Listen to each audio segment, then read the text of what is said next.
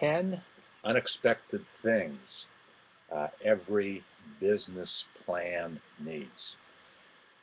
In starting a business, or if you already have a business, a plan is very, very important.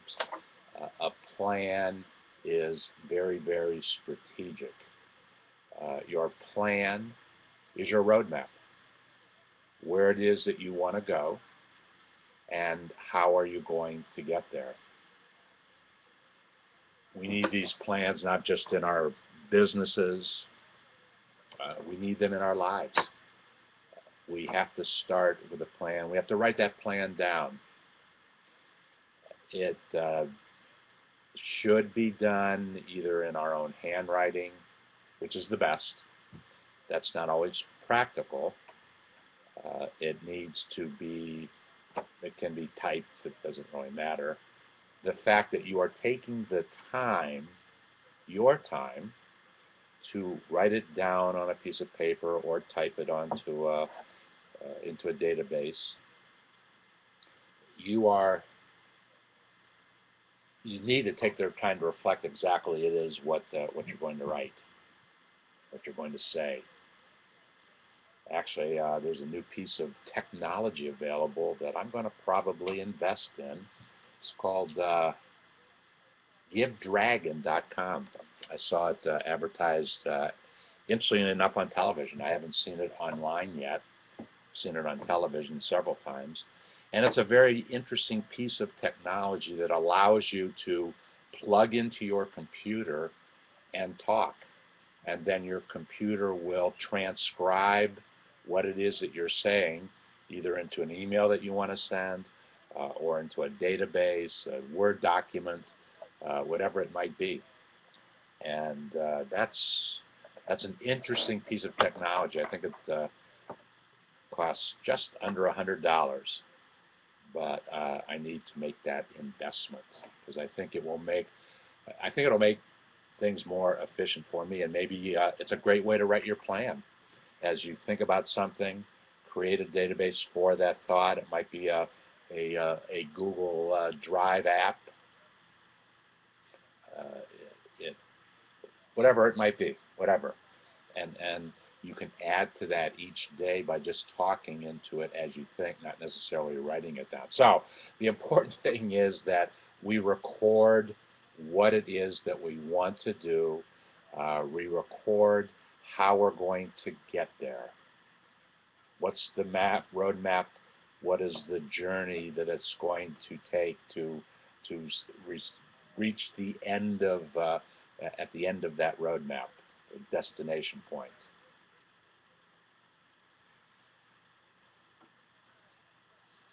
I have been involved in numerous discussions with you in the last couple months about how detailed that plan needs to be. If it is never going to really leave your desk. Oh, another reason why you want to write it down is so you can constantly hold yourself accountable to what it is that you've said. And if what it is that you've said or written down needs to change, change it. That is okay. It changes good, particularly if what you thought was going to happen isn't necessarily happening for whatever the reason. Writing it down allows you to go back, look at it, read it, study it, and hold yourself accountable for what it is that you said and what it is that you committed to. I was saying that I've been involved, I've had a lot of discussions of recent about how detailed that business plan needs to be. And if you're never going to leave your desk with that plan, so to speak, it doesn't need to be detailed. There's certain basics that it must contain, but it doesn't need to be pages and pages of a plan, as is needed if you go outside of your office to raise funding, to raise investments into your company. then it needs to be detailed. Why? Because the people who are going to lend you money demand that detail. They're not going to lend you money unless you can give them the detail. And them giving you money is based upon the trust and confidence that they build based upon what it is that your plan says. Okay, we've set the groundwork for a discussion on 10 unexpected things every business plan needs. It was written by David Mielach, Mielach, and David is a staff writer at businessnewsdaily.com. So let's explore his ideas, and I'll make some commentary on them.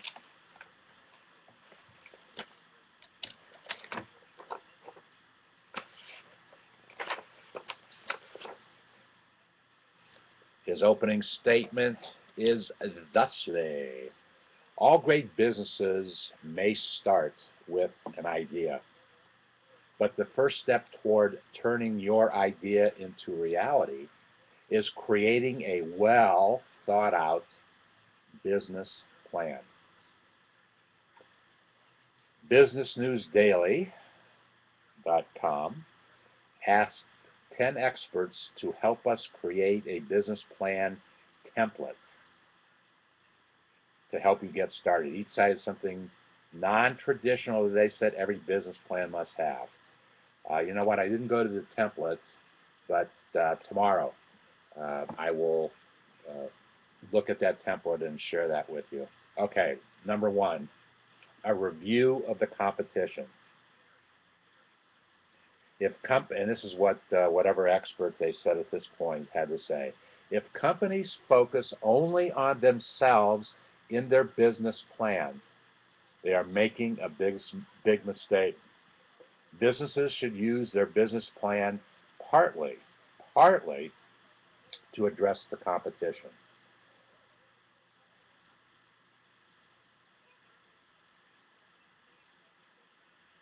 Well, Ashley Lafette Nelson, a personal finance coach, creator of the Bow Bank, he was the one that made that statement. And he goes on to say, it is important to know your competition and how your business differs. Now, I take issue with that, and here's why. Not that it's not a good idea. Too much emphasis is put on what the competition is saying that they're going to do and what the competition is actually doing. Too much time and energy is wasted upon focusing on what the competition is doing and saying because you can't control. You have no control over what they are saying. Not a bad idea to get a big picture understanding of what it is. It's more important for you to focus on what it is you do best. What kind of value can you bring to the marketplace? What kind of return on resource investment can somebody realize if they do business with you? When people ask me, what is your competition doing? My standard answer is, I don't know. And quite honestly, I don't care. There might be millions of people doing the same thing that I am doing right now. I doubt it, but there could be. So what? That's not going to change what I do. I want to bring the greatest value to the marketplace based upon my time, my resources, and what I have to offer. That's my objective. So, in fact, my answer to the question, who is my competition? My only competition is myself. Okay, innovation. Companies that want to be innovative must make it a priority from the start. To accomplish this, companies should highlight the importance of innovation in a business plan that David authors, and he gets that bit of information from Um, Amy Hutchins. Amy Hutchins is a business strategist and CEO of Amy K International. Um, I will not, that one I will support 100%. Innovation is important. I knew that as I developed David's Barter community that I started developing 3 years ago, I was going to have to be innovative in my thinking. And it wasn't going to be difficult for me to be innovative in my thinking because I have 40 years of experiences of successes, 40 years of failures, mix, not an even number, not one greater than the other, but that's what business is all about. It's understanding what works versus understanding what doesn't work, and if it doesn't work, fix it, and if you can't fix it, get rid of it and do something else. Innovation is important, and what we have created, our very optimized, very Googleized landing pages in David's Barter community, is the most innovative thing that I have seen, quite honestly, in all my years of being a small business owner, because we've taken the best of everything, the things that are important to make your business successful, be it an existing business that you're attacking a challenge in that business, or be it starting your business from the very beginning, starting your business. I, in fact, started right now, well, two businesses that are clearly defined, another dozen businesses which are not as clearly defined because they are products and services that in and of themselves they create they generate a cash flow. And in generating a cash flow, I just simply say that that is a business that could stand on its own. So it is a business in my mind. It is innovative what we've done based upon my years of experiences in social marketing and Curtis's 11, 12, 13 years of internet development, internet application development is what he's been doing. And so together we have built that landing page, very optimized, very Googleized foundation. It works. And what I am saying is, and even more innovative, I'm not telling you how to do something.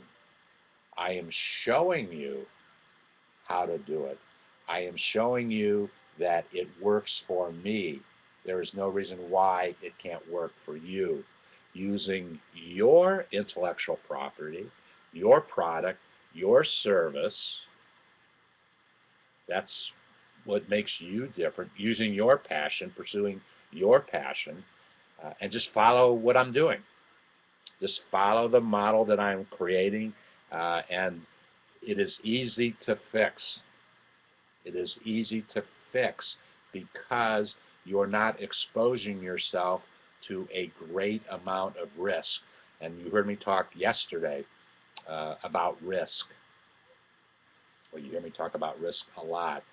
I don't know business risk. I really don't. Risk has never been a part of my mindset of either starting a business or growing a business for myself or working with friends and other folks to help them grow their business. I don't understand the complexity that people try to create around the mindset of risk. I simply just don't deal with it. Okay, innovation was number two. Number three, a contingency plan.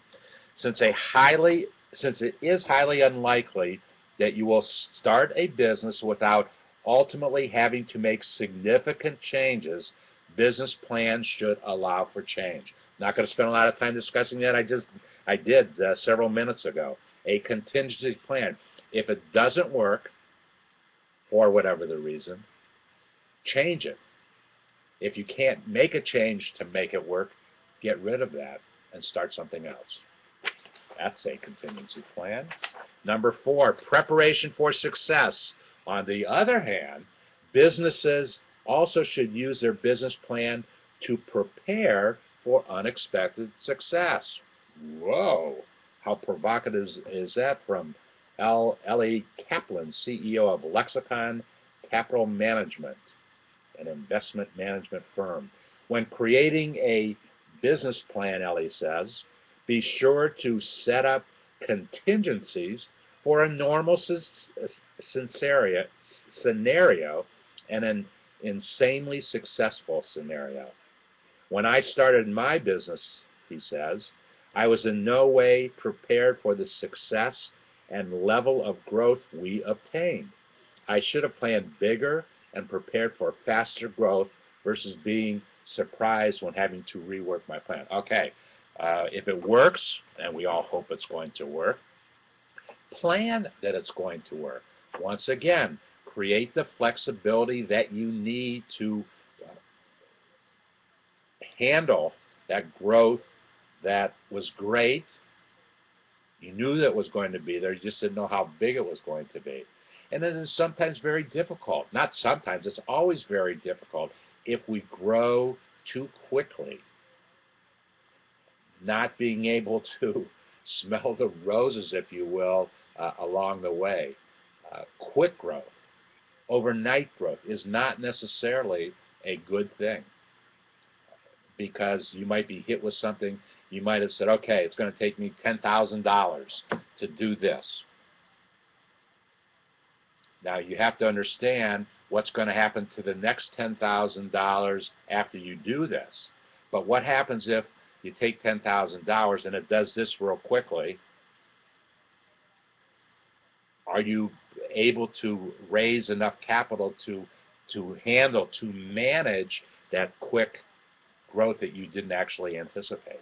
That's all that Elliot is saying, and it's a good thing to think about. Don't waste a lot of time, but have it there in the back of your mind. And a plan should have it there, and not something that you need to study and work every day. You'll know when you need to work that, because things are happening faster, more quickly, better than you thought they were going to happen. An exit plan. This is one thing. I'll read to you what Nate Bunger has to say, and I'll react to an exit plan. Although it may be the last thing on your mind when starting a business, providing an exit strategy with your business plan can be a great help later on in the life of a business. How true that could be. Most people start a business without thinking about what they want to get out of it. Okay, now, I don't necessarily agree with that, because if you're going to start a business, you do need in your plan, what is it that you hope to achieve? And you need to accept that, or establish that, because you have to know that you've done that. And a plan will tell you, show you, demonstrate to you that you have done that. I never even thought about an exit strategy until about 3 years ago. Whenever anybody asks me, David, what's your exit strategy for business? And one exit strategy certainly is children that you have that can take over the business for the parent. And I do have 2 sons. Incidentally, young enough to be my grandsons, but either one of them could do what I am doing. They both have the skills and the skill sets and the talents to do what Daddy is doing. Together, they would form a force, a business force that I think would literally be unstoppable. They both have basic business skills. Working together, they would complement each other extremely well in making that business happen and growing that business even faster than one person can grow it. So that is one exit strategy. One exit strategy is I'm building this business for my children, or for somebody that I can clearly define right now. And in fact, that is a big part of my thinking.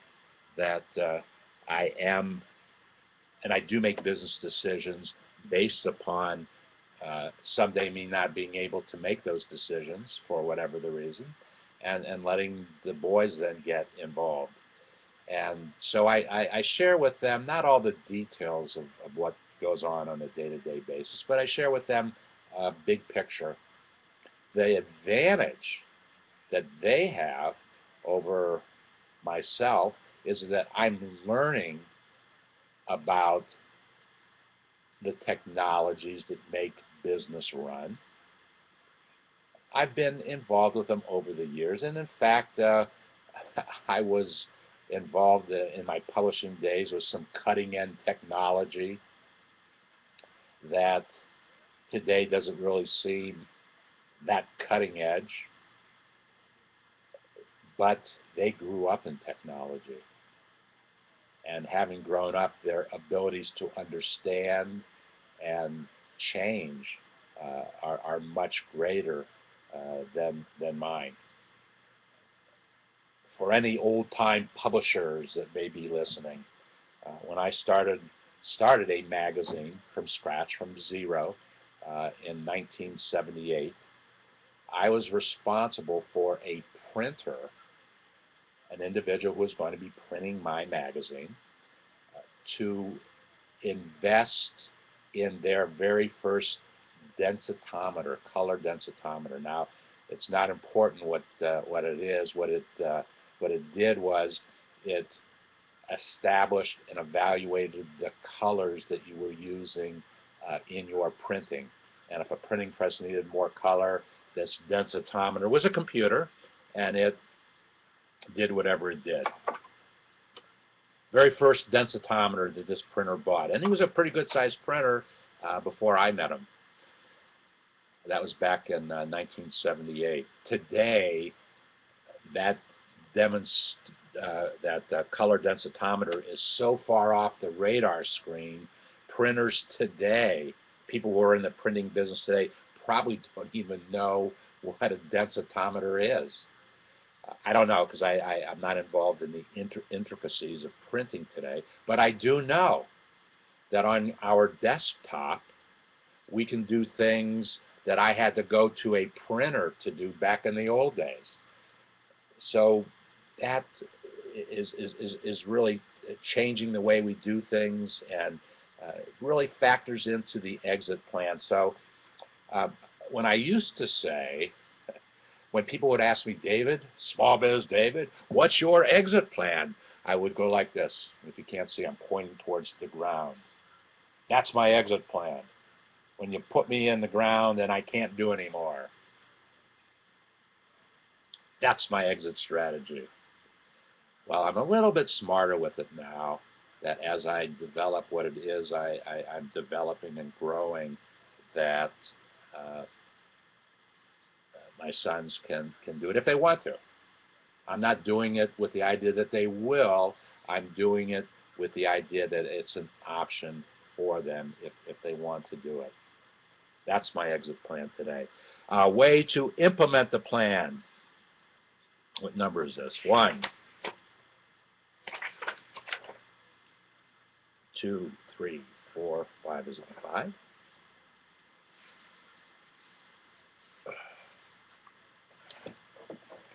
I guess it doesn't matter. Whatever number it is. A way to implement the plan. A business plan is only as good as the ability to implement it. For that reason, Linda Pophal, P-O-P-H-A-L, author of The Complete Idiot's Guide to Strategic Planning. I might even have Linda's book in my library. I buy a lot of idiots' guides. They have one thing for sure, whether or not you're an idiot reading it, an idiot's guide to whatever. I think I have a similar copy here of starting a business. Oh, here it is. Idiots Guides to Starting a Home-Based Business. In this case, written by my friend Barbara Weltman. An Idiot's Guide will have good information in it. That's for sure, or the publisher of that book would not have spent the resources to get the book printed and done and distributed and marketed, and they thought they would make some money on it. So, Linda says, one of the key challenges for businesses is actually implementing the plan. She is owner and CEO of Strategic Communications, a company that helps healthcare, education, not-for-profit organizations, and consultants maximize their communication strategies. Yes, a plan is only as strong as your ability to implement it, and that might be the the strongest statement so far. And thank you, Linda, for that. The next thing that is needed is psychographics. For companies to succeed, they must effectively reach their target demographic. However, a business plan should also look to target customers by factors such as lifestyle, needs, and desires. That is so very, very true. In our community, in David's Barter community, we call psychographics sociographics. And we target with what we're doing, starting businesses, to 8 sociographic classes, demographics, characteristics of folks. Number 1, students of entrepreneurship, grades 6 through 8. Number 2, students of entrepreneurship, grades 9 through 12. Number 3, students of entrepreneurship, college and university students. Number 4 sociographic category is baby boomers. Folks were born between the years of 1946 and 1964. And we have a subset to that baby boomers group that we are targeting, and that's folks who are over 60 years old. You can be a baby boomer if you do the math and not be over 60. We are targeting folks over 60 in a landing page that we are developing for a group headquartered, it's a web community. They are headquartered in New York.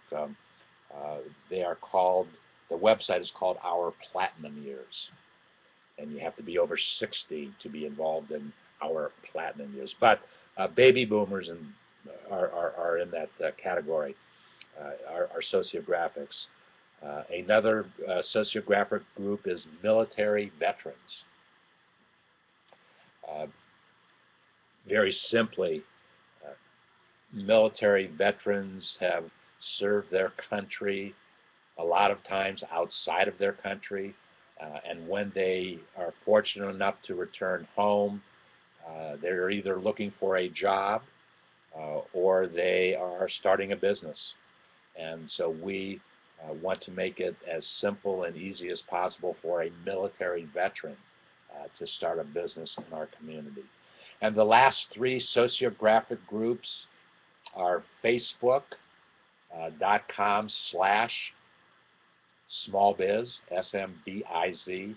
That's a Facebook fan group, a fan page that I started 3 years ago. LinkedIn.com/our small business barter exchange, LinkedIn Small Business Barter Exchange. I was going to launch a website 3 years ago called the Small Business Barter Exchange. I never did, but in planning to do so, I created a group at LinkedIn. And when we started David's Barter Community, we decided to keep that group intact. And so that is another sociographic group. And the final one is Twitter. Who could forget Twitter as a sociographic group, a psychographic group? Twitter is the most interesting technology I think that I've ever seen in terms of marketing, in terms of social marketing, social network technology, because uh, lots of folks Twitter, and there are millions upon millions upon millions of tweets every day.